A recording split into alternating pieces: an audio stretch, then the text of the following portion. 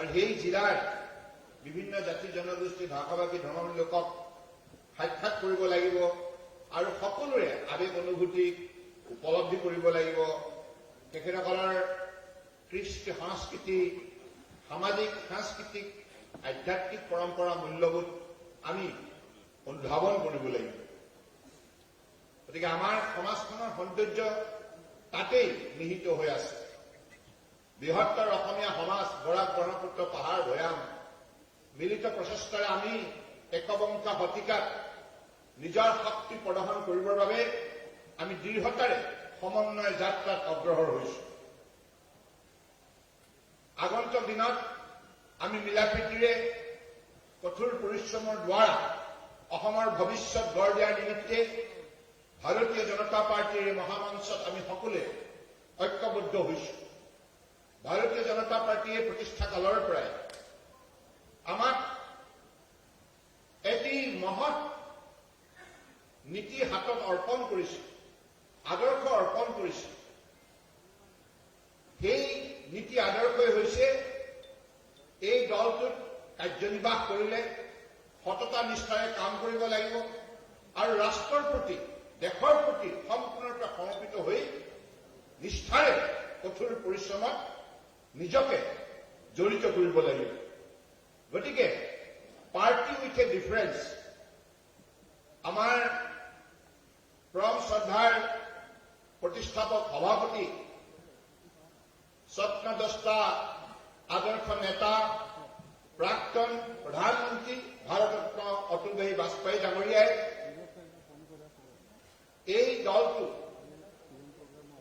প্ৰতিষ্ঠা কালতেই ভাৰতবৰ্ষৰ জনগণক যি নিষ্ঠাৰে তেখেতে কিছু কথা কৈ গৈছিল, যি শ্ৰদ্ধাৰে যি কথা কৈ গৈছিল, আজি সেই কথাবিলাক সৰুগত কৰি মাননীয় প্ৰধানমন্ত্ৰী নৰেন্দ্ৰ মোদী ডাঙৰীয়াই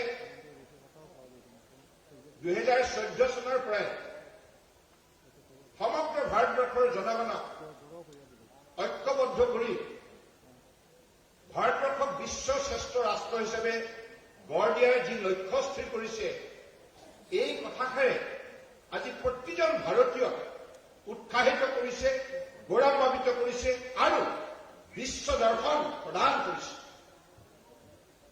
আমি ভাৰতীয়ই বিশ্ব শ্ৰেষ্ঠ হোৱাৰ যোগ্যতা যে আমাৰ সমাজ জীৱনত আছে, এই কথাষাৰ কোনোবাই উপলব্ধি হিচাপে জগাই তুলিব পৰা শক্তি আজি মাননীয় প্ৰধানমন্ত্ৰী ডাঙৰীয়াই প্ৰদৰ্শন কৰিবলৈ সক্ষম হৈছে।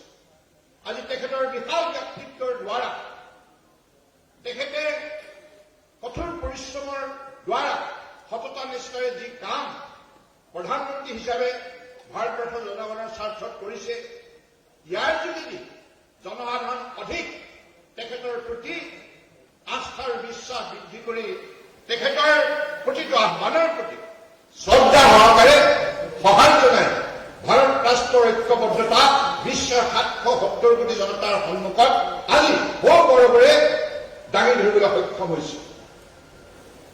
এগৰাকী মহান নেতাৰ নেতৃত্বত আজি আমি কাৰ্যনিৰ্বাহ কৰাৰ সুযোগ লাভ কৰিছো। সেইগৰাকী নেতাই কামে কাজে আজি যি দৃষ্টান্তমূলক উদাহৰণ ভাৰতবৰ্ষৰ বুকুত বিভিন্ন উল্লেখযোগ্য সিদ্ধান্তৰ যোগেদি আজি দেখুৱাইছে, তাৰ ফলত আজি বিৰোধীসকলেও উপায়হীন হৈছে। ভাৰতবৰ্ষত প্ৰকৃতাৰ্থত আজিৰ তাৰিখত কোনো বিৰোধী ৰাজনৈতিক দল নাই যি মাননীয় প্ৰধানমন্ত্ৰী নৰেন্দ্ৰ মোদী ডাঙৰীয়াৰ সৈতে মোকাবিলা কৰিব পাৰে, ভাৰতীয় জনতা পাৰ্টীৰ সৈতে মোকাবিলা কৰিব পাৰে। কাৰণ নীতি আদৰ্শৰে সেই বিৰোধী দলসমূহক সম্পূৰ্ণৰূপে নিশ্চিন্ন কৰি তুলিছে। মাননীয় প্ৰধানমন্ত্ৰী ডাঙৰীয়াই এদিন অসমৰ এখন সভাত তেখেতে কৈছিল যে নীতি আৰু ৰণনীতি যিমানেই ঠিক নহওক কিয়, যদি নিয়ত যদি বেয়া হয়, সকলো विच्छिन्न हो जाए। नीति हो या रणनीति कितना ठीक क्यों ना हो, अगर नियत खराब है सब बिगड़ जाता है। आज कांग्रेस বা অন্যান্য রাজনৈতিক দলবিলাকৰ চৰিত্ৰ নথকাৰ বাবে, ৰাষ্ট্ৰীয় চৰিত্ৰ নথকাৰ বাবে, সামাজিক চৰিত্ৰ নথকাৰ বাবে তেখেতসকলে আজি তাৰিখত দিশহাৰা হৈছে। কাৰণ সততা আৰু নিষ্ঠাৰ ওচৰত তেখেতসকল সম্পূৰ্ণৰূপে ম্লান হৈ গৈছে।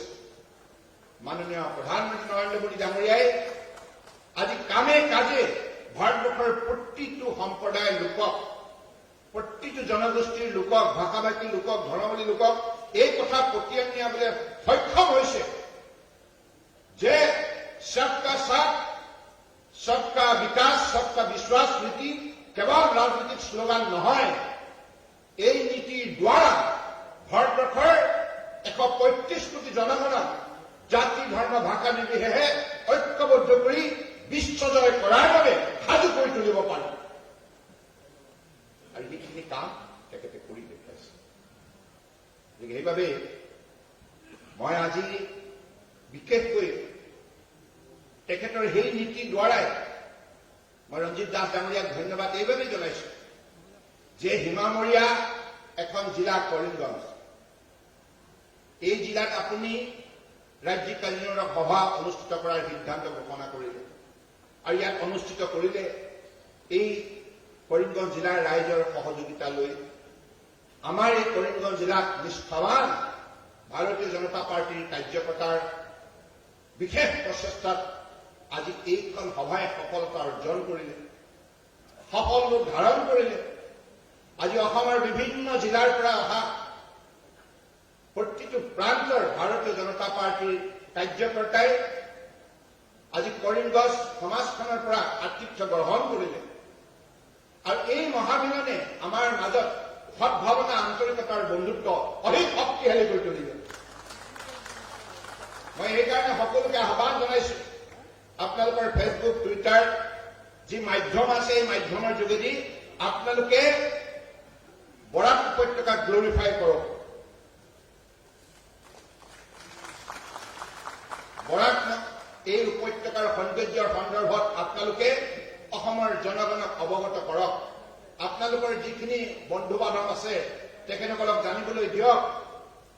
ইয়াত পবিত্ৰ ভুৱন পাহাৰ, কাছাকান্তি, সেই ঐতিহাসিক মন্দিৰ, সিদ্ধেশ্বৰ মন্দিৰ, এই সুন্দৰ আধ্যাত্মিক স্থানবিলাকে আজি ভাৰতবৰ্ষৰ মহানতা বৃদ্ধি কৰিছে।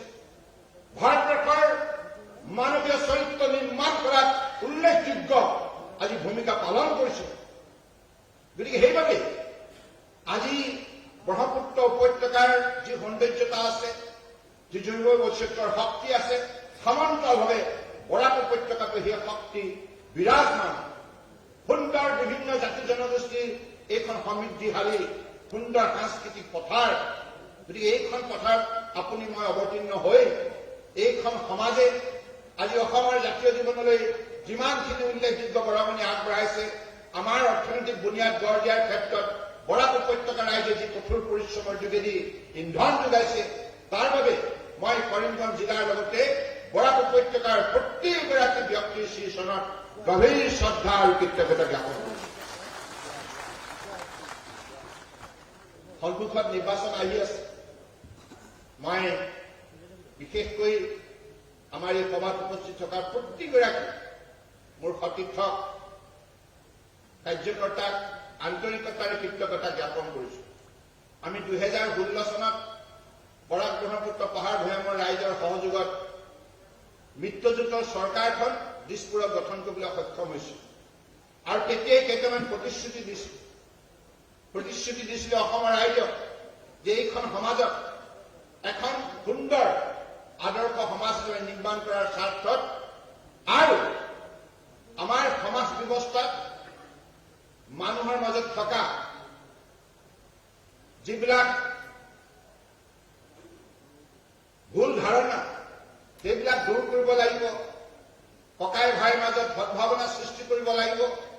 বৰাক ব্ৰহ্মপুত্ৰৰ মাজত আন্তৰিকতা গঢ় দিব লাগিব আৰু অসমখনক এখন ভাৰতবৰ্ষৰ অন্যতম শক্তিশালী উন্নত ৰাজ্য হিচাপে গঢ় দিব লাগিব।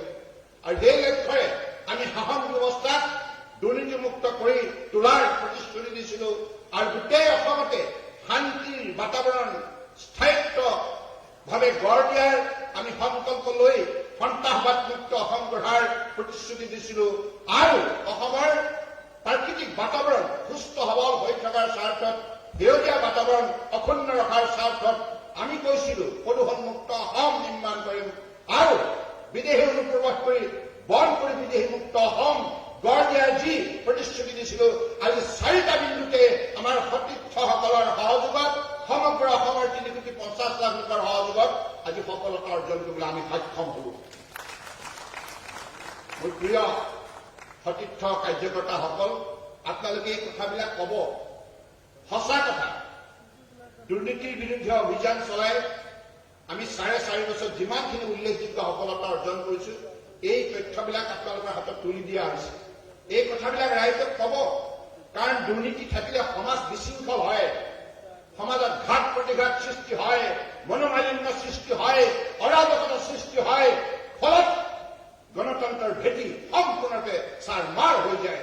সেইকাৰণে মাননীয় প্ৰধানমন্ত্ৰী নৰেন্দ্ৰ মোদী ডাঙৰীয়াই তেখেতে 2014 চনৰ পৰা ভাৰতবৰ্ষৰ শাসন যন্ত্ৰটো পৰিষ্কাৰ কৰাৰ সংস্কাৰ কৰাৰ বাবে যি দৃঢ়তাৰে পদক্ষেপ গ্ৰহণ কৰিলে, ইয়াৰ ফলত আজি ভাৰতবৰ্ষৰ জনগণে আজি সুন্দৰ এটি শাসন ব্যৱস্থা পাবলৈ সক্ষম হল আৰু প্ৰধানমন্ত্ৰী নৰেন্দ্ৰ মোদী ডাঙৰীয়াই তেখেতসকলক মৰ্যাদা সহকাৰে জীয়াই ৰখাৰ স্বাৰ্থত সুশাসন ব্যৱস্থা উপহাৰ দিলে। সমান্তৰালভাৱে আমি তেখেতৰ আদৰ্শক সৰগত কৰি তেখেতৰ নীতি আদৰ্শক অনুকৰণ কৰি অসমৰ বুকুত আমি দুৰ্নীতিৰ বিৰুদ্ধে যি অভিযান চলালো, সেই অভিযানৰ ফলত যিমান ৰাজ্য চৰকাৰৰ তৰফৰ পৰা দৃঢ়তা দেখুৱাব লাগে, নিষ্ঠা দেখুৱাব লাগে, এই সকলোবিলাক প্ৰদৰ্শন কৰাৰ ফলত আজি দুৰ্নীতিৰ বিৰুদ্ধে এইখন চৰকাৰে উল্লেখযোগ্য সফলতা অৰ্জন কৰিবলৈ সক্ষম হল। আৰু এই সফলতাৰ বাবে শাসন ব্যৱস্থাটোত অতদিনে যিমানবিলাক খেলিমেলি আছিল, শাসন ব্যৱস্থাটোত যিমানবিলাক অশৃংখলতা আছিল, যিমানবিলাক ইয়াৰ মাজত অৰাজকতা আছিল, আজি সেইবিলাক আঁতৰ কৰিবলৈ আমি সক্ষম হৈছো আৰু ফলত শাসন ব্যৱস্থাটোৱে ক্ষিপ্ৰভাৱে উন্নয়নৰ যাত্ৰাক আগুৱাই নিবলৈ সক্ষম হৈছে। কাৰণ দুৰ্নীতি থাকিলে উন্নয়ন যাত্ৰাটো সম্পূৰ্ণৰূপে স্তব্ধ হৈ যায়। কাৰণ উন্নয়নৰ নামত অহা টকা যেতিয়া আত্মসাৎ কৰে কোনো মধ্যভোগীয়ে, দুৰ্নীতি পৰায়ণ বিষয়া হওক বা জনপ্ৰতিনিধিয়ে, স্বাভাৱিকতে উন্নয়নৰ যাত্ৰা ক্ষতিগ্ৰস্ত হয়। আৰু সেইবাবেই সকলো কথা পৰীক্ষা নিৰীক্ষা কৰি আমি অসমৰ জনগণক মৰ্যাদা সহকাৰে জীয়াই ৰখাৰ স্বাৰ্থত সামাজিক নিৰাপত্তা প্ৰদান কৰাৰ লগতে অৰ্থনৈতিক উন্নয়নৰ বাবে তেখেতসকলক আগুৱাই নিয়াৰ স্বাৰ্থত শাসন ব্যৱস্থা সংস্কাৰ কৰাৰ স্বাৰ্থত দুৰ্নীতিৰ বিৰুদ্ধে অভিযান চলাই আজি আমি এই বাতাবৰণ সৃষ্টি কৰিবলৈ সক্ষম হৈছো। এতিয়া মানুহৰ মাজত এইটো ভয় ভাৱ সৃষ্টি হৈছে যে টকা পইচা ললে কৰবাত হয়তো ধৰা পৰিব লাগিব, ধৰা পৰাৰ লগে লগে কায়ত্ব কৰিব, কায়ত্ব কৰাৰ পাছত জেল হাজতলৈ পঠিয়াই দিব। গতিকে ফিয়াৰ অফ ল, ফিয়াৰ অফ চিষ্টেম, ব্যৱস্থাটোৰ ওপৰত ভয় এই দুৰ্নীতিৰ পৰায়ণ লোকসকলৰ মনত সৃষ্টি হ'ব লাগিব, সৃষ্টি কৰাব লাগিব। কৰাবৰ বাবে শাসন ব্যৱস্থাৰ সেই শক্তি প্ৰদৰ্শন কৰিব লাগিব। গণতন্ত্ৰৰ স্বাৰ্থত, মূল্যবোধৰ স্বাৰ্থত, সমাজক সন্মান সহকাৰে আগুৱাই নিয়াৰ স্বাৰ্থত, সমাজৰ মাজত সমন্বয় ভাৱনা শক্তি গঢ় দিয়াৰ স্বাৰ্থত। গতিকে মই ভাবো যে এই ক্ষেত্ৰত আমাৰ চৰকাৰখনে উল্লেখযোগ্য সফলতা অৰ্জন কৰিছে। মোৰ সতীৰ্থ কাৰ্যকৰ্তাসকল, আপোনালোকে এই কথাবিলাক মানুহৰ মাজত আলোচনা মিলিত হৈ কথা বতৰা গুৰুত্ব দিব, আপোনালোকে কথাবিলাক পাব। লগতে সন্ত্ৰাসবাদমুক্ত অসম, আজি আপোনালোকে দেখিছে পূৰ্বৰ চৰকাৰৰ দিনত মাহে মাহে বিভিন্ন ধৰণৰ বোম ব্লাষ্ট, অপহৰণ, ধন দাবী, বিভিন্ন ধৰণৰ হত্যা ইত্যাদি ইত্যাদিয়ে গোটেই সমাজ ব্যৱস্থাটোক সম্পূৰ্ণৰূপে আতংকিত কৰি তুলিছে। কিন্তু আমাৰ কাৰ্যকালত আমি যিটো দৃঢ়তা প্ৰদৰ্শন কৰিলো, ইয়াৰ ফলত আমি শান্তিপূৰ্ণ যাত্ৰা জনসাধাৰণক এই ক্ষেত্ৰত তেখেতসকলক শান্তিপূৰ্ণ যাত্ৰাত আগুৱাই নিবলৈ সক্ষম হলো।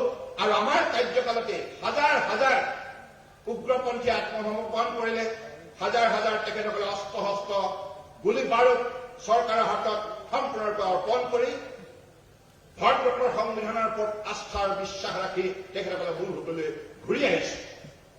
যাৰ বাবে আজি আপোনালোকে কিছুদিনৰ আগত দেখিছে বিটিচি নিৰ্বাচন সম্পূৰ্ণৰূপে শান্তিপূৰ্ণ হ'ল। ইয়াৰ পূৰ্বতে কোনো এটা নিৰ্বাচনত এনেধৰণৰ নজিৰ নাই তাত বিভিন্ন ধৰণৰ হিংসা হত্যা নোহোৱাৰ। কিন্তু এইবাৰ প্ৰথমবাৰৰ বাবে অসম চৰকাৰৰ দক্ষতাৰ বাবে অসমৰ জনগণে এই চৰকাৰৰ ওপৰত আস্থা প্ৰকাশ কৰি যি সহযোগিতা আগবঢ়ালে ইয়াৰ ফলশ্ৰুতিত আজি বিটিচি অঞ্চলৰ ৰাইজে শান্তিপূৰ্ণভাৱে মুক্ত মনে নিৰ্বাচনত অংশগ্ৰহণ কৰিবলৈ সক্ষম।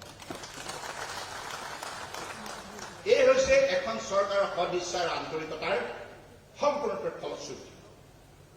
প্ৰদূষণমুক্ত অসম জানি সুখী হ'ব আমাৰ বন মন্ত্ৰী ডাঙৰীয়া ইয়াৰী বৰাক উপত্যকা ধলাই সমষ্টি পৰিমল শুক্লবৈদ্য তেখেতৰ সতীৰ্থ বিষয়া কৰ্মচাৰীক লৈ অসমৰ জনগণৰ সহযোগত যিখিনি যাত্ৰা আৰম্ভ কৰিল, আজি আমাৰ কাৰ্যকালত 8 কোটিজোপা ফল ফুল ঔষধি গছ আজি ৰুবলৈ সক্ষম হল। আজি যি কাজিৰঙা ৰাষ্ট্ৰীয় উদ্যানত একালত কংগ্ৰেছৰ কাৰ্যকালত দপদপনি চলিছিল চোৰাং চিকাৰী উৎপাতত গড়ৰ জীৱন সম্পূৰ্ণৰূপে অনিশ্চয়তাৰ মাজলৈ গুচি গৈছিল। প্ৰতি বছৰে 20টা 40টা গড় নিধন কৰা হৈছিল আৰু চৰকাৰে নীৰৱ দৰ্শক হিচাপে গোটেই দৃশ্যপট উপভোগ কৰি আছে। ফলত কাজিৰঙাৰ মৰ্যাদা দিনক দিনে লাভ হোৱাৰ পথত। সেই অৱস্থাত আমি যেতিয়া 2016 চনত চৰকাৰৰ দায়িত্ব ললো, লগে লগে আমি সংকল্প ললো যে ৰাষ্ট্ৰীয় উদ্যান কাজিৰঙাৰ এশিঙীয়া গড়ে আজি বিশ্বৰ বুকুত অসমৰ মানচিত্ৰখনক জিলিকাই তুলিছে। আৰু এই এশিঙীয়া গড় চাবৰ বাবে বিশ্বৰ বিভিন্ন প্ৰান্তৰ পৰা দেশ বিদেশৰ পৰা পৰ্যটকসকলে বছৰি হাজাৰ হাজাৰ সংখ্যাত আহি আমাৰ টুৰিজিম ছেক্টৰক বিশেষভাৱে উৎসাহিত কৰি গৈছে। গতিকে সেই ৰাষ্ট্ৰীয় উদ্যানৰ মৰ্যাদা সংৰক্ষণ কৰিব লাগিব। সেই যুক্তিৰে আমি যি দৃঢ়তা প্ৰদৰ্শন কৰিলো, ইয়াৰ ফলশ্ৰুতিত আজি কাজিৰঙাৰ বুকুত সেই চোৰাং চিকাৰী দপদপনি নাইকিয়া হল। 340 গৰাকী চোৰাং চিকাৰীক আয়ত্ত কৰা হল, 170 জনক কনভিন্স কৰা হল। আৰু ফলত আজি সম্পূৰ্ণৰূপে কাজিৰঙাৰ বুকুত থকা কেৱল এশিঙীয়া গড়ে নহয়, অন্যান্য বন্যপ্ৰাণী সম্পূৰ্ণৰূপে নিৰাপদ। আৰু কিছুদিনৰ আগতে ফৰেষ্ট ছাৰ্ভে অৱ ইণ্ডিয়াৰ যিখন ৰাষ্ট্ৰীয় প্ৰতিবেদন প্ৰকাশ পালে, তাত যেতিয়া এই তথ্য প্ৰকাশ পালে যে আমাৰ কাৰ্যকালতে বনাঞ্চলৰ মাত্ৰা বৃদ্ধি হৈ 222 বৰ্গ কিলোমিটাৰ হল। এইটো এটা ভাৰতবৰ্ষৰ বুকুত উল্লেখযোগ্য অভিলেখ। ইয়াৰ সফলতাৰ অন্তৰত আপোনালোকৰ অৱদান আছে। মই যে কথাখিনি কৈ আছো, মই মুখ্যমন্ত্ৰী হিচাপে এইটো মই দাবী কৰা নাই দেই, মই কৰিছো বুলি নহয়। মোৰ সতীৰ্থ মন্ত্ৰী, সতীৰ্থ বিধায়ক, সতীৰ্থ সাংসদ, আমাৰ বিজেপিৰ সকলো বুথ কমিটিৰ পৰ্যায়ৰ কাৰ্যকৰ্তালৈকে ৰাজ্যিক পৰ্যায়ৰ পৰা সকলো মৰ্চা, ৰাজ্যিক কমিটি, মণ্ডল, জিলা সমিতি, আমি সকলোৱে মিলি অসমৰ জনগণৰ সহযোগত এইখিনি সফলতা অৰ্জন কৰিব। আজি প্ৰদূষণমুক্ত অসম, দুৰ্নীতিমুক্ত অসম, সন্ত্ৰাসবাদমুক্ত অসম আৰু সমান্তৰালভাৱে ভাৰত বাংলা সীমান্ত চিল কৰাৰ সন্দৰ্ভত এইখন চৰকাৰে যি দৃঢ়তা দেখুৱালে, ইয়াৰ ফলশ্ৰুতিত আজি অনুপ্ৰৱেশ বন্ধ হৈ গল। ইয়াৰ পূৰ্বতে আগৰ চৰকাৰজনে দৈনিক বাতৰি কাকতত প্ৰকাশ পাইছিল ইমান সংখ্যক অবৈধ বিদেশীয়ে অসমৰ সীমাত প্ৰৱেশ কৰিছে। এনেধৰণে বহু বাতৰি আপোনালোকে পঢ়িবলৈ আগতে পাইছে। কংগ্ৰেছৰ কাৰ্যকালত সম্পূৰ্ণৰূপে মুক্ত আছিল ভাৰত বাংলা সীমান্ত। কিন্তু এতিয়া এইখন চৰকাৰৰ দৃঢ়তাৰ বাবে, ৰাষ্ট্ৰভক্তিৰ বাবে আৰু এইখন চৰকাৰে ৰাষ্ট্ৰৰ স্বাৰ্থত সমৰ্পিত হৈ কাম কৰাৰ বাবে মাননীয় প্ৰধানমন্ত্ৰী নৰেন্দ্ৰ মোদী ডাঙৰীয়াৰ বলিষ্ঠ পদক্ষেপত মাননীয় গৃহমন্ত্ৰী অমিত শ্বাহ ডাঙৰীয়াৰ দৃঢ়তাত আজি তৎপৰতাত আমি ধুবুৰী ছেক্টৰত 48 কিলোমিটাৰ নদীৰ ওপৰত আজি টেকনলজিকেল সলিউশন সেন্সৰ প্ৰয়োগ কৰি আজি সেই ভাৰত বাংলা সীমান্ত নদীৰ ওপৰত চিল কৰাটো সম্ভৱ কৰা হল। আৰু ফলত আজি অনুপ্ৰৱেশৰ সেই উৎপাত নাইকিয়া হল। অবৈধ অনুপ্ৰৱেশকাৰী এতিয়া অসমৰ বুকুত প্ৰৱেশ কৰিব নোৱাৰা হল। গতিকে ৰাজ্য চৰকাৰখনে কেন্দ্ৰীয় চৰকাৰখনৰ সহযোগত যি দৃঢ়তা দেখুৱাইছে, ইয়াৰ ফলত বিদেশমুক্ত অসম যিটো শ্লোগান, এই শ্লোগানটো আজি তাৰিখত আমি বাস্তৱায়িত কৰাৰ ক্ষেত্ৰত উল্লেখযোগ্য সফলতা অৰ্জন কৰিবলৈ সক্ষম হৈছো। লগতে অৰ্থনৈতিক বুনিয়াদ গঢ় দিয়াৰ ক্ষেত্ৰত এইখন চৰকাৰে যি উল্লেখযোগ্য সফলতা অৰ্জন কৰিছে, এই কথাবিলাক আপোনালোকে ক'ব লাগিব, গাঁৱে গাঁৱে ক'ব লাগিব, প্ৰতিগৰাকী ব্যক্তিয়ে জানিব লাগিব, প্ৰতিটো পৰিয়ালৰ জ্যেষ্ঠ ব্যক্তিসকলে জানিব লাগিব, ছাত্ৰ ছাত্ৰীসকলে জানিব লাগিব, শিক্ষক শিক্ষয়িত্ৰীয়ে জানিব লাগিব। কাৰণ এইখন চৰকাৰৰ কাৰ্যকালতে পোনপ্ৰথমবাৰৰ বাবে অসম চৰকাৰৰ পূৰ্বতে সেই অভিজ্ঞতা নাছিল। গ্লবেল ইনভেষ্টৰ সামিট আয়োজন কৰা, advantage Assam global investor summit, এনেধৰণৰ উল্লেখযোগ্য বিশ্বৰ বিনিয়োগকাৰীসকলক আমন্ত্ৰণ জনাই সন্মিলন পতাৰ অভিজ্ঞতা পূৰ্বতে অসম চৰকাৰ নাছিল। আমি মাননীয় প্ৰধানমন্ত্ৰী নৰেন্দ্ৰ মোদী ডাঙৰীয়াৰ আশীৰ্বাদ লৈ তেখেতৰ সহযোগিতাৰ ফলত দুদিনীয়া কাৰ্যসূচী 2018 3 আৰু 4 ফেব্ৰুৱাৰী তাৰিখে যেতিয়া গুৱাহাটীত এই সন্মিলন আয়োজন কৰিছিলো, প্ৰথমতে আমি ভাবিছিলো সন্মিলনখনত হয়তো মানুহ নাহিব, কাৰণ আমাৰ দৰে সৰু ৰাজ্য এখনে মাতিলে কোনেনো আহিব, ডাঙৰ উদ্যোগপতি হয়তো নাহিব। কিন্তু মাননীয় প্ৰধানমন্ত্ৰী ডাঙৰীয়া আমাক ক'লে, গো এহেড, তোমালোকে আগবাঢ়ি যোৱা, চিন্তা কৰিব লগা কথা নাই, আমাৰ তৰফৰ পৰা সম্পূৰ্ণ সহযোগিতা আগবঢ়োৱা হ'ব। তেখেতৰ সহযোগিতাৰ ফলত, কেন্দ্ৰীয় চৰকাৰৰ সহযোগিতাৰ ফলত আমি দুদিনীয়া কাৰ্যসূচীৰে বিশ্ব বিনিয়োগ সন্মিলন পাতিলো। সেই সন্মিলনত 22খন ৰাষ্ট্ৰৰ প্ৰতিনিধি অংশগ্ৰহণ কৰিলে।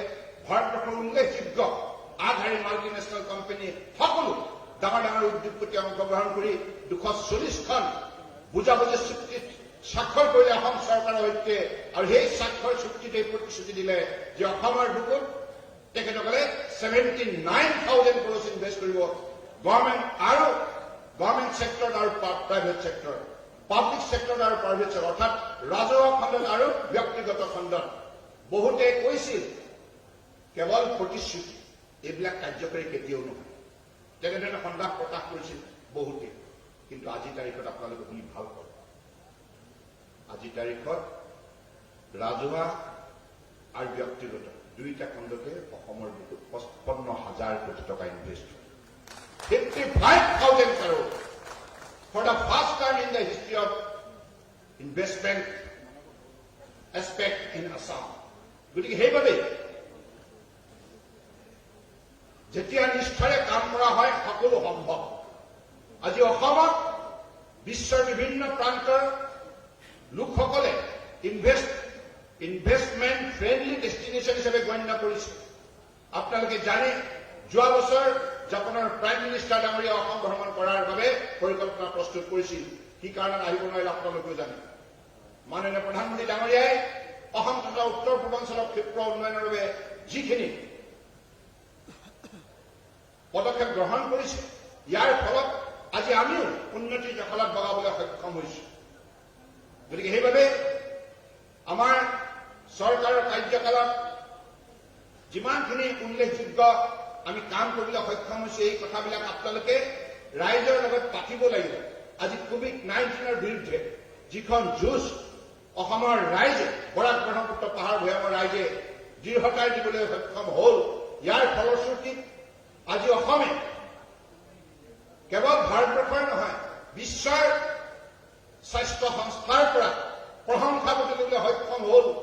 আমাৰ স্বাস্থ্য বিভাগৰ স্বাস্থ্যমন্ত্ৰী ডক্টৰ হিমন্ত বিশ্ব শৰ্মা, ৰাজ্যিক স্বাস্থ্যমন্ত্ৰী পীযুষ হাজৰিকা আৰু স্বাস্থ্য বিভাগৰ বিষয়া কৰ্মচাৰীসকলে যিমান দিনে নিশাই কষ্ট কৰিলে, যিমান শৃংখলাবদ্ধভাৱে পৰিকল্পিতভাৱে বিজ্ঞানসন্মতভাৱে গোটেই পৰিস্থিতি মোকাবিলা কৰাৰ বাবে দৃঢ়তা প্ৰদৰ্শন কৰিলে, পদক্ষেপ গ্ৰহণ কৰিলে। ইয়াৰ ফলত আজি আমি সমগ্ৰ ভাৰতবৰ্ষতে COVID-19ৰ বিৰুদ্ধে যিখন যুঁজ, ইয়াক সঠিকভাৱে পৰিচালনা কৰাৰ বাবে আজি ভাৰত চৰকাৰে অসম চৰকাৰক প্ৰশংসা কৰিছে। সমান্তৰালভাৱে পূৰ্বৰ পৰাও এই প্ৰশংসা পত্ৰ আমি পাবলৈ সক্ষম হৈছো। গতিকে সেইবাবে কষ্ট কৰিলে ৰত্ন পায়, এই কথাই ইয়াৰ প্ৰমাণ। আমাৰ সেই COVID-19ৰ বিৰুদ্ধে যিখন যুঁজ, তাত স্বাস্থ্য বিভাগৰ লগতে গৃহ বিভাগৰ পুলিচৰ বিষয়া কৰ্মচাৰীসকল দিনে নিশাই কাম কৰিছিল আৰু পৰিবহণ বিভাগৰ 1,80,000 ট্ৰাক আৰু বাছে বিভিন্ন ঠাইত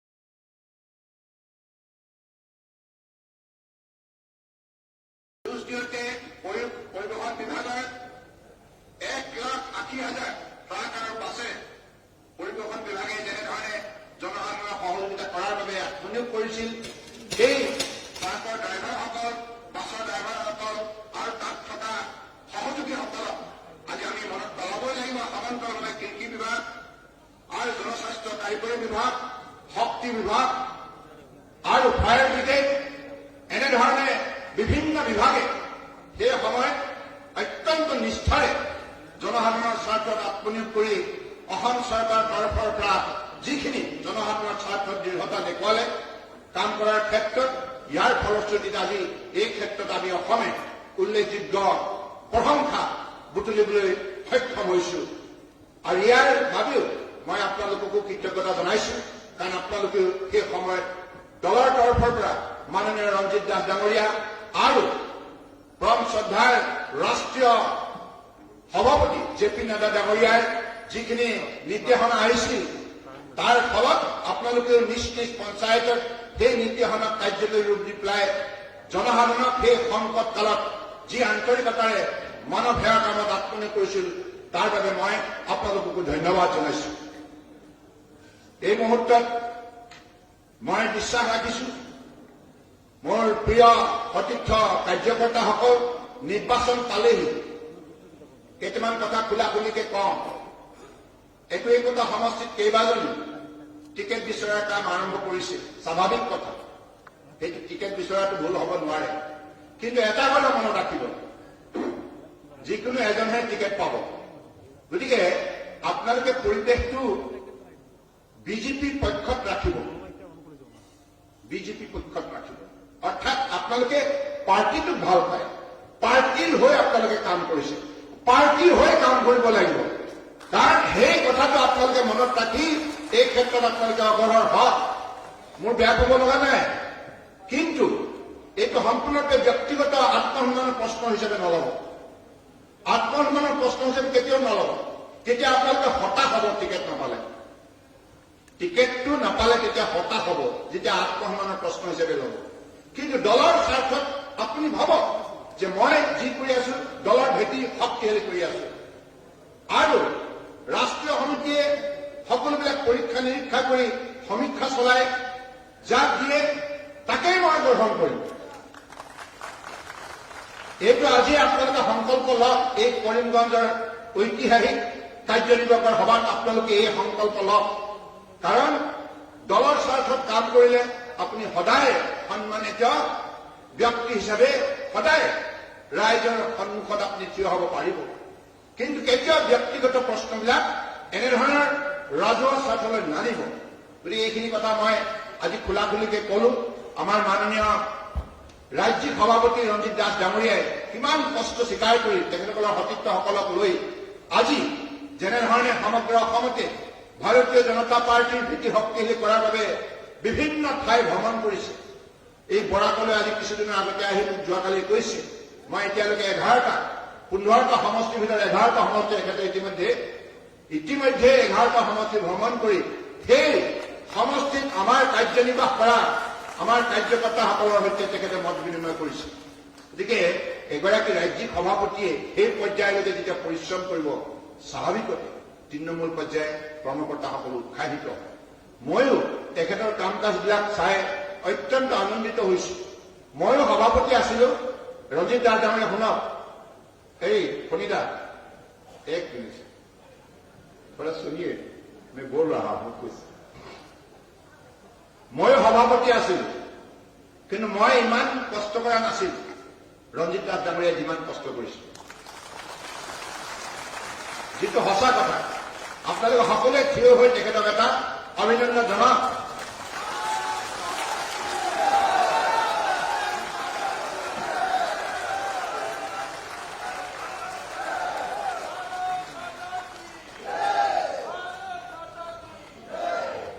আজি BTC নিৰ্বাচন, তিৱা অটনমাছ কাউন্সিলৰ নিৰ্বাচন, এইবিলাক আমি যদি সফল হৈছো, ইয়াৰ বাবে প্ৰধান উদ্যোক্তা হিচাপে যদি কাৰোবাৰ নাম আমি ক'ব লগা হয়, সেইগৰাকী হৈছে দলৰ সভাপতি ৰঞ্জিত কুমাৰ দাস। আৰু আজি মই পুনৰবাৰ কৈছো, আমাৰ চৰকাৰখনে সফলতাৰে কাৰ্যনিৰ্বাহ কৰিবলৈ সক্ষম হ'ল। এইটো কথা সঁচা। এইটো মই মুখ্যমন্ত্ৰী হিচাপে কেৱল নিজক বা আমাৰ চৰকাৰখনক গ্লৰিফাই কৰিবৰ কাৰণে কোৱা নাই, যিটো সঁচা কথা। আমিতো কেতিয়াও সাংবাদিকসকলৰ সমালোচনা আমি কেতিয়াও বেয়া পোৱা নাই। এখেতসকলে বিভিন্ন ভাষাৰে কেতিয়াবা আমাক আক্ৰমণ কৰিলেও আমি সদায় ইতিবাচক দৃষ্টিভংগীৰে সঁহাৰি জনাওঁ। সেইটো হৈছে আমাৰ মন, সেইটো হৈছে আমাৰ গণতান্ত্ৰিক মন। গতিকে সেই মনটোলৈ ৰাজ্যৰ জনতাক সেৱা কৰিবলৈ আহিছে, জনতাও সঁহাৰি জনাইছে। সমগ্ৰ অসমৰ ৰাইজে হৈছে আমাৰ মাতৃপিতৃ, এই কথা মনত ৰাখিব। আৰু এইখন সমাজেই আমাক ক্ষমতাত অধিষ্ঠিত কৰিছে। ইয়াৰ পূৰ্বতে ভাৰতীয় জনতা পাৰ্টীয়ে অসমত চৰকাৰ গঠন কৰিব কোনোৱে ইমান দৃঢ়তাৰে ক'ব পৰা নাছিল। কিন্তু অসমৰ জনগণে অসম্ভৱকো সম্ভৱ কৰি তুলিলে। গতিকে অসমৰ বৰাক ব্ৰহ্মপুত্ৰ পাহাৰ ভৈয়ামৰ ৰাইজ সদায় আমাৰ বাবে শ্ৰদ্ধাৰ পাত্ৰ হৈ আছে আৰু থাকিব। আৰু সদায় আমি তেখেতসকলৰ ওচৰত চিৰকৃতজ্ঞ হৈ থাকিম। কাৰণ বিভিন্ন মুহূৰ্তবিলাক এইখন অসমৰ বুকুৱেদি বৈ গৈছে, কিন্তু প্ৰতিটো মুহূৰ্তত অসমৰ জনগণে কিন্তু বিজেপি চৰকাৰখনক সহযোগ কৰিছে। এইটো আটাইতকৈ উল্লেখযোগ্য দিশ। কাৰণ এখন চৰকাৰে সাধাৰণতে বেয়া পালে জনগণে সংকটৰ সময়ত এৰা দিব, কিন্তু এইখন চৰকাৰৰ বিভিন্ন সময়ত বিভিন্ন দল সংগঠনে যেনেধৰণে আক্ৰমণ কৰিছিলে, বিভিন্ন তীক্ষ্ণ বাণ নিক্ষেপ কৰিছিলে শব্দ বাক্যৰে, আৰু বিভিন্ন হিংসাত্মক কাৰ্যকলাপে বিভিন্ন ঠাইত পৰিস্থিতি উত্তপ্ত কৰি তুলিছিল, সেই সময়ত কিন্তু অসমৰ জনগণে অত্যন্ত ধৈৰ্য সহকাৰে বিজেপি চৰকাৰখনক বুকুত আঁকোৱালি লৈছিল। গতিকে সেইবাবে অসমৰ ৰাইজ মহান, আৰু এইখন সমাজত আমি সেৱা কৰিবলৈ পোৱাটো আমাৰ দুৰ্ভাগ্য। গতিকে সেই মানসিকতা আমি সেৱা কৰিব লাগিব। গতিকে আজি মই আৰু বেছি দীঘলীয়া বক্তব্য নাৰাখো, ইয়াৰ পৰা যাবগৈ লাগিব। বেয়া নাপাব আপোনালোকক। মই অহাকালিলৈ সতী সাধিনী বঁটা ঢকুৱাখানাত আছে, তাৰ কাৰণে এতিয়া আপোনালোকৰ মাজৰ পৰা বিদায় ল'ব লাগিব। আমি এটা কথাই মনত ৰাখিব, আমি টিম আছাম হিচাপে কাম কৰিছো। মাননীয় নৰেন্দ্ৰ মোদী ডাঙৰীয়াই আমাক কৈছিল টিম ইণ্ডিয়া। টিম ইণ্ডিয়া লক্ষ্য উদ্দেশ্য সফল কৰিব লগা হলে টিম আছামৰ দৃঢ়তা আমি প্ৰদৰ্শন কৰিব লাগিব। গতিকে টিম আছাম, টিম ইণ্ডিয়াৰ অংশীদাৰ আমি যিমান মন্ত্ৰী, বিধায়ক, সাংসদ সকলোৱে, দলৰ কাৰ্যকৰ্তা সকলোৱে মিলি আজি এইখন চৰকাৰৰ সফলতাৰে 4.5 বছৰ অতিক্ৰম কৰাৰ ক্ষেত্ৰত যিখিনি ইন্ধন যোগালো, তাৰ বাবে আজি অসমৰ জনগণে গোটেই বিষয়টোক ইতিবাচক দৃষ্টিভংগী গ্ৰহণ কৰিলে। মোৰ দৃঢ় বিশ্বাস আগন্তুক দিনত আমাৰ সভাপতি ৰঞ্জিত কুমাৰ দাস ডাঙৰীয়াই যিটো লক্ষ্য দিছে, ইয়াৰ আগতে 100 আছে, এতিয়া 104 বুলি কৈছে না ৰঞ্জিত? 104 प्लस। पांडा जी, आज हमारे प्रदेश के अध्यक्ष ने अपने भाषण में बोला कि अभी हमारा चुनाव का लक्ष्य होगा 104। तो আপোনালোকে সকলোৱে তেনে লক্ষ্য থিৰাং কৰক। 104খন আসন 126খনৰ ভিতৰত আমি পাবই লাগিব। গতিকে সেই লক্ষ্যৰে আমি কাম কৰিব লাগিব। আৰু মোৰ দৃঢ় বিশ্বাস আমি যিমান কাম কৰিলো, কেৱল আমাৰ সফলতাৰ এই প্ৰতিশ্ৰুতিখন ঘৰে ঘৰে ৰাইজে যাতে প্ৰত্যক্ষ কৰিব পাৰে, তাৰ দায়িত্ব কিন্তু আপোনালোকে ল'ব লাগিব। আপোনালোকে ঘৰে ঘৰে গৈ এই কথাবিলাক নকলে ৰাইজৰ মনত নপৰিব। ৰাইজক মনত পেলাই দিব লাগিব ৰাইজৰ নিজা নিজা কাম থাকে। গতিকে সেইবাবে দলৰ প্ৰতিগৰাকী নিষ্ঠাবান কাৰ্যকৰ্তাক মই আহ্বান জনাইছো, আপোনালোকে এলাহ নকৰিব। যেনেকে ৰঞ্জিত দাস ডাঙৰীয়াই আগন্তুক নিৰ্বাচনলৈ কিমান দিন আছে দৈনিক তেখেতে একো একোটা পোষ্টৰ যোগেদি সোঁৱৰাই দিয়ে। গতিকে আপোনালোকে প্ৰতিটো মুহূৰ্তকে এতিয়া সৎ ব্যৱহাৰ কৰিব আৰু এলাহ নকৰিব। আপোনালোকে নিজ নিজ স্থানলৈ ঘূৰি গৈ নিজ নিজ ভোট কেন্দ্ৰৰ পৰা আৰম্ভ কৰি পঞ্চায়ত, মণ্ডল, জিলা এই সকলো পৰ্যায়তে আমাৰ ভাৰতীয় জনতা পাৰ্টীৰ কেন্দ্ৰীয় চৰকাৰ আঁচনি, ৰাজ্য চৰকাৰ আঁচনিসমূহ কেনেধৰণে সফলতাৰে ৰূপায়ণ কৰা হ'ল, ইয়াৰ ফলত লক্ষ লক্ষ নিবনুৱা যুৱক যুৱতী কেনেধৰণে উপকৃত হ'ল, কেনেধৰণে মহিলা আইসকল উপকৃত হ'ল, কেনেধৰণে বৃদ্ধ বৃদ্ধা উপকৃত হ'ল, কেনেধৰণে দিব্যাংগ উপকৃত হ'ল, কেনেধৰণে অবিবাহিত মহিলা উপকৃত হ'ল, কেনেধৰণে আমাৰ ছাত্ৰীসকল উপকৃত হৈছে, মেধা ছাত্ৰসকল উপকৃত হৈছে, কেনেধৰণে লাখ লাখ ছাত্ৰ ছাত্ৰী বিনামূলীয়া নামভৰ্তি পাঠ্যপুথি আৰু ইউনিফৰ্মৰ যোগেদি লাভান্বিত হৈছে। এনেধৰণে যিমান সংখ্যক আঁচনি খেতিয়কৰ পৰা আৰম্ভ কৰি ছাত্ৰ ছাত্ৰীলৈকে, শিল্পী সমাজৰ পৰা আৰম্ভ কৰি খেলুৱৈলৈকে প্ৰতিটো পৰ্যায়ত সফলতাৰ এই প্ৰতিচ্ছবিখন আপোনালোকে তথ্য সহকাৰে প্ৰতিজন ভোটাৰৰ সন্মুখত প্ৰদৰ্শন কৰিব পাৰিলেহে আমাৰ যাত্ৰা সফল হ'ব। গতিকে সেই লক্ষ্যৰে আপোনালোকে আগবাঢ়ি যাওক, তাকেই বিশেষভাৱে কামনা কৰি পুনৰবাৰ মই বিশেষকৈ আজকে এখানে উপস্থিত সবাইকে আমি জানাচ্ছি প্রণাম, কোটি কোটি প্রণাম।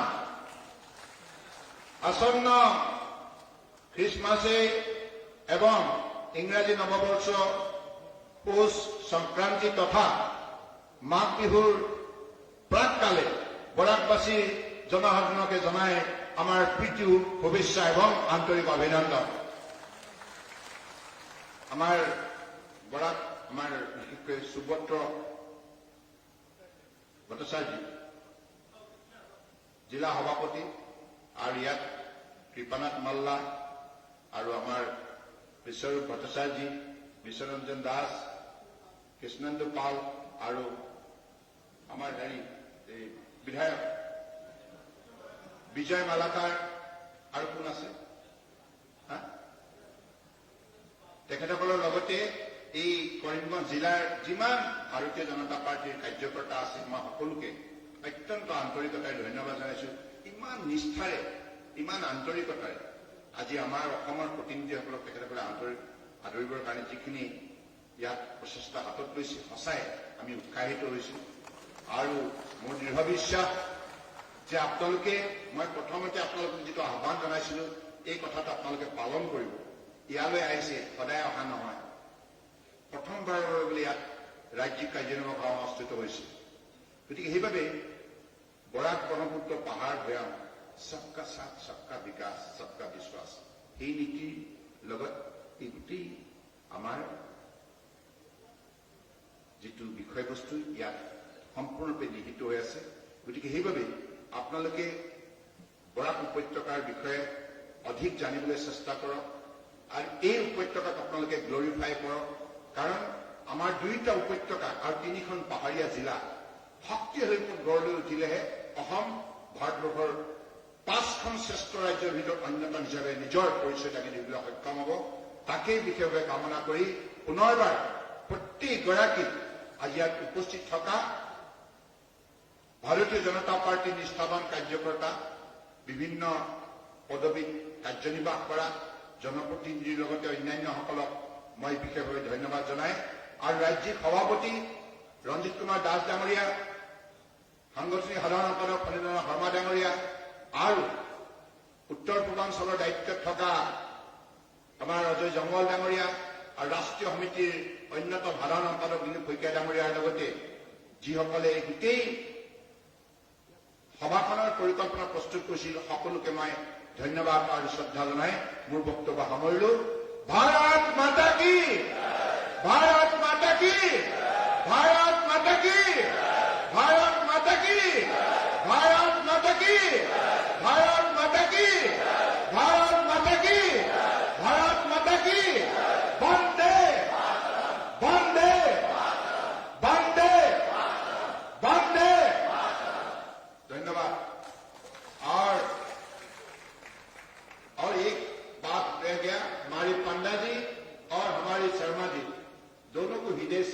स्वागत और हमारे यही अपेक्षा है कि आपका पास जो अनुभव है, इस अनुभव के जरिए आप हमें हमेशा मार्गदर्शन देते रहे। हम भी चाहते हैं, थोड़ा माननीय प्रधानमंत्री जी ने जिस हिसाब से एक भारत श्रेष्ठ भारत, उसी लक्ष्य पर हम देश को एकत्रित करें। ये हमारे जीवन का बहुत बड़ा महत्वपूर्ण लक्ष्य है। हर हिंदुस्तानियों को इस विषय पर जागरूक करना होगा, उजागर करना होगा, हौसला देना होगा, हिम्मत देना होगा। और इस काम असम भूमि पर खास करके हमारे पंडा जी और पवन शर्मा जी हमें इस विषय पर उत्साहित करने के लिए अगले दिनों में जरूर मजबूत कदम उठाएंगे। इसी अपेक्षा के साथ मैं आप इन दोनों को स्वागत करते हुए अपने भाषण को विराम देता हूं। भारत माता की।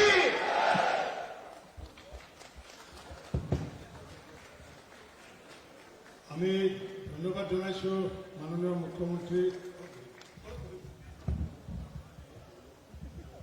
আমি ধন্যবাদ জানাইছো মাননীয় भारत माता की, भारत माता की। ভারতীয় জনতা পার্টির রাজ্যিক কার্যনির্বাহক সভার মাননীয় সভাপতি, বিজেপির অসম প্ৰদেশৰ সভাপতি পৰম শ্ৰদ্ধেয় ৰঞ্জিত কুমাৰ দাস ডাঙৰীয়া, অসম প্ৰদেশৰ মাননীয় প্ৰভাৰী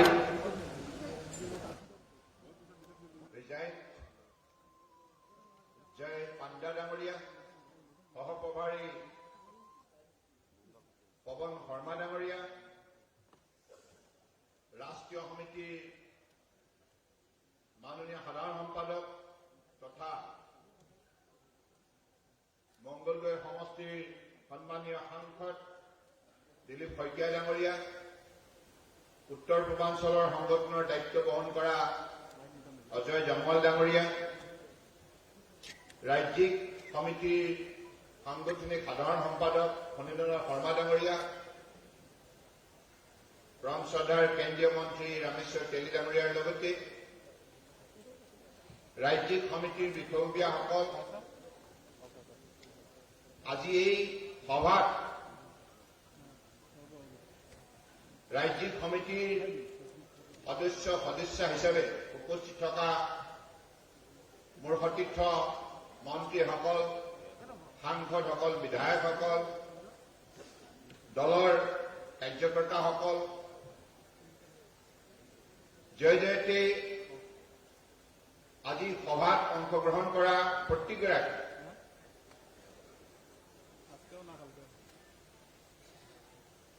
মোৰ দলৰ সতীৰ্থ প্ৰিয় কাৰ্যকৰ্তাক মই আন্তৰিকতাৰে শ্ৰদ্ধা জ্ঞাপন কৰিছো।